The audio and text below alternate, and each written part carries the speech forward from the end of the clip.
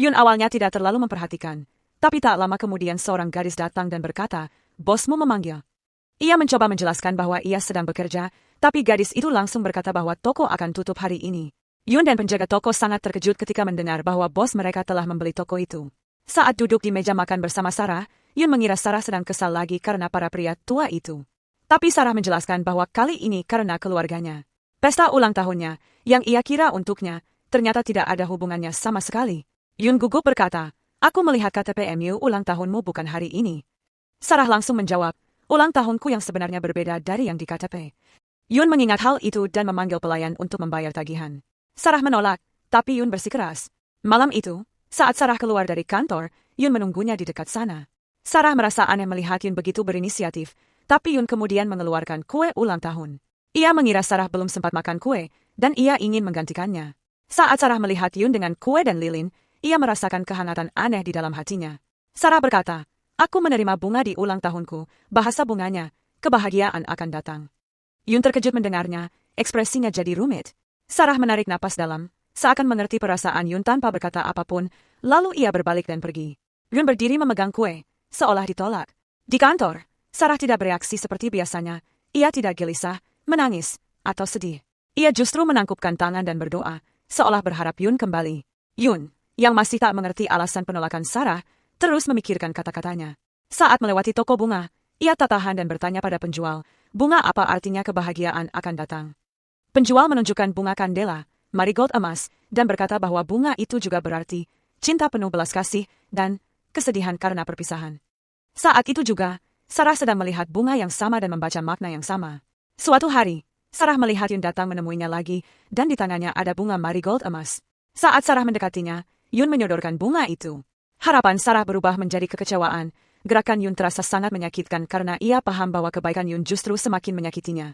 Kali ini, Sarah tak membuang waktu, ia langsung berbalik dan pergi. Tapi Yun mengatakan sesuatu. Sarah menatapnya dalam-dalam lalu menjawab. Yun masih bingung, mungkin perasaannya pada Sarah telah berubah, tapi perubahan itu sangat sulit baginya. Ia memutuskan akan menghadapi semuanya sendiri. Tiba-tiba, seorang tamu tak terduga datang ke kantor Sarah. Namanya Jaso, pria yang datang khusus menyampaikan pesan penting. Ia akan kembali ke Korea Selatan. Sarah tahu bahwa meskipun ia anak dari ayahnya dan mantan istrinya, ia tetap menjadi pesaing warisan. Tapi saudara laki-lakinya, Shu Zayu, cucu kandung ketua Lin, lebih berhak. Jika Sarah ingin bersaing dengan kakaknya, ia butuh dukungan eksternal, dan Choi Ho adalah sosok yang dulu dibicarakan untuk dijodohkan dengannya. Sarah merasa pernikahan ini seperti transaksi bisnis. Tapi sejak Yun hadir dalam hidupnya, ia menjadi bingung. Jika ia tak menikah, ia akan kalah dalam perebutan warisan. Tapi jika ia menikah, bagaimana dengan Yun? Melihat bunga kandela di kantornya, Sarah memberanikan diri. Ia langsung menelepon Yun. Saat itu Yun sedang berada di gereja dan berbicara dengan pendeta tentang perasaannya. Sang pendeta menyarankan agar Yun mengenakan jubah pendeta dan mencari jawabannya sendiri. Yun mengikuti saran itu dan berjalan menuju pintu gereja dengan jubahnya. Di saat yang sama, Sarah juga tiba di gereja dan melihat Yun. Hatinya sedikit melunak. Ia berpikir Yun telah membuat keputusan. Sarah memperhatikannya menuruni tangga dan air matanya mulai mengalir. Yun sadar bahwa Sarah perlu memahami, tapi saat itu Sarah berhenti mendengarkan. Yun mengikuti Sarah hingga ke rumahnya. Sarah merasa Yun sedang mencoba membenarkan tindakannya, tapi Yun berkata, "Aku tahu kamu sudah bertunangan. Tunanganmu adalah Jetso." Wajah Sarah langsung berubah, meskipun benar ia bertunangan, ia tak pernah mengungkapkan perasaan sejatinya. Meskipun Sarah memang sedang menjalin hubungan dengan tunangannya, ia tak pernah benar-benar mengungkapkan perasaannya. Di saat itulah Cha Ho masuk, pria yang merupakan tunangan Sarah, dan dengan sikap angkuh seperti bangsawan, ia menatap mereka berdua. Sarah tahu itu bukan waktu yang tepat untuk bicara, jadi ia meminta Yun Ho pergi. Kehadiran Cha Ho dan sikap dominannya kembali mengingatkan Sarah bahwa semua ini hanyalah urusan bisnis. Cha Ho mengatakan bahwa ia memiliki kelemahan terhadap Shu, kakak Sarah.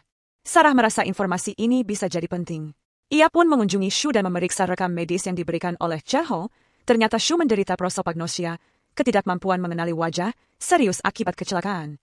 Jika Sarah ingin melawan kakaknya soal warisan, kelemahan ini bisa menjadi titik penting. Namun setelah menyadari hal itu, hati Sarah menjadi lebih jernih. Ia memutuskan untuk mengambil sikap terhadap Cha Ho. Sarah lalu mengubah sikapnya, baik dalam bisnis maupun kehidupan pribadinya. Cha Ho tidak menyukai perubahan ini. Dalam kemarahan, ia melemparkan uang ke jalan.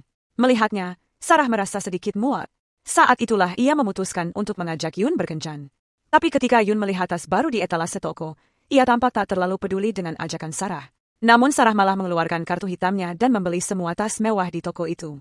Kemudian mereka berdua makan di kedai kaki lima. Meskipun suasana hati Sarah masih campur aduk, hatinya mulai melunak. Ia merasa seperti ada campuran antara kenangan lama dan awal yang baru.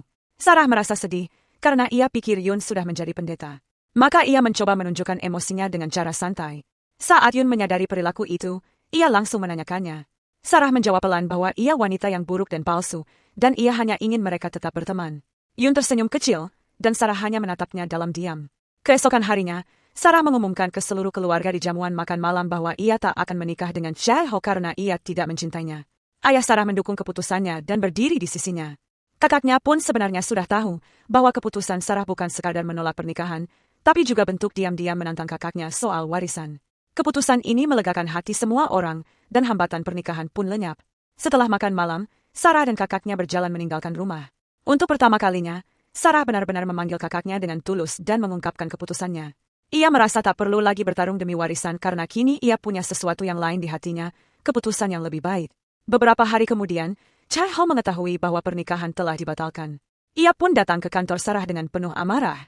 Sarah berdiri tenang dan mengatakan bahwa ia ingin mengakhiri pertunangan. Jae-ho sangat marah dan berkata, "Aku hanya membantumu karena kupikir kamu tidak berdaya," lalu mengancamnya. Namun ketika Sarah tidak bereaksi, Jae-ho menahan emosinya dan pergi. Sarah menatap Yun-ho yang tetap teguh dengan keputusannya. Wajah Sarah tampak tersenyum, keputusannya sangat tepat. Yun pulang ke rumah dan berbicara dengan keluarganya. Setelah sekian lama menolak impiannya menjadi pendeta, kini keluarganya akhirnya mendukungnya. Meski begitu, Yun merasa canggung dan tidak nyaman. Ia tidak berkata apapun dan masuk ke kamarnya. Meski orang tuanya diam saja, adiknya memahami segalanya. Ia langsung bertanya apakah Yun sedang menjalin hubungan. Ia sangat penasaran dan terus mengganggu Yun dengan pertanyaannya. Tiba-tiba sebuah mobil mewah berhenti di dekat mereka. Adik Yun melihat ke arah mobil dan terkejut melihat seorang wanita cantik keluar darinya. Ia berkata, "Siapa ini? Wah, kakakku ternyata pilih cewek secantik ini." Sarah khawatir bahwa kakaknya akan menjauhi Yun, dan ia jadi agak gugup. Yun bingung, tapi ia merasa bahagia bersama Sarah di dalam mobil. Mereka pun secara resmi menjalin hubungan dan pergi makan malam. Di sana, mereka mendiskusikan rencana masa depan. Yun berkata bahwa karena ia tidak jadi menjadi pendeta, ia sedang mencari pekerjaan lain. Saat Sarah mendengar bahwa Yun ingin menjadi hakim, ia agak terkejut, karena ujian kehakiman di Korea Selatan sangatlah sulit. Tapi Yun tersenyum dan berkata bahwa ia lulusan Fakultas Hukum Universitas Seoul, jadi itu cukup realistis baginya.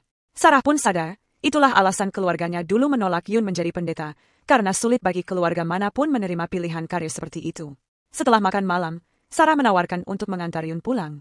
Mereka bicara soal bertemu orang tua masing-masing, dan Yun merasa status keluarga Sarah mungkin akan memberi tekanan besar padanya.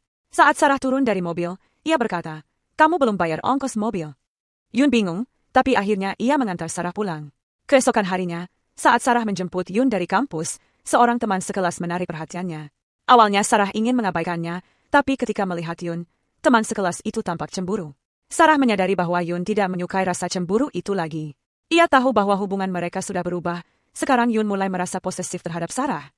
Sarah khawatir kesalahpahaman bisa muncul, maka ia memutuskan untuk cuti sehari dan mengunjungi rumah Yun untuk berbicara langsung dengan orang tuanya.